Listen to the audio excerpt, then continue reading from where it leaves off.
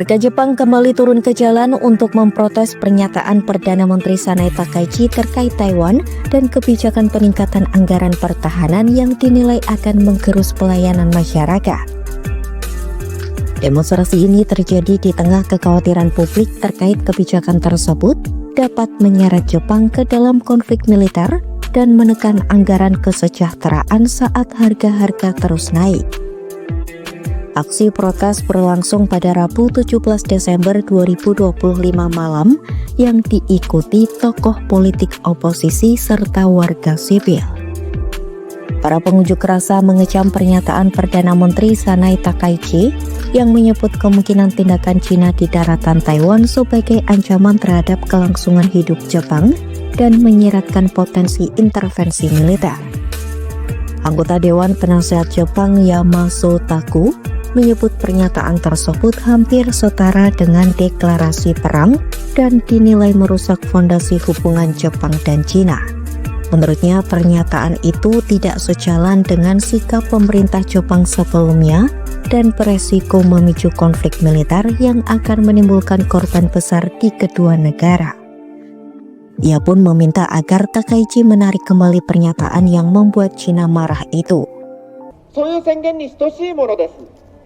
これまでの日中間のいろんな合意を踏みにじって、そして日本にも中国にももしそんなことになれば大きな犠牲をもたらすのに危なっかしいことを発言して、政府のこれまで言ってきたこととも違うことを発言して大問題になっているのに撤回もしない、独りよがりが過ぎるんじゃないでしょうか。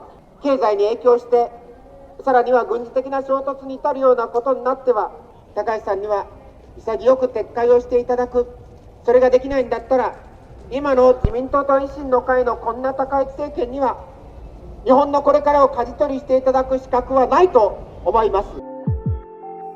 Selain pernyataan Takaichi soal Taiwan, para pengunjuk rasa juga memprotes anggaran pertahanan Jepang yang terus meningkat.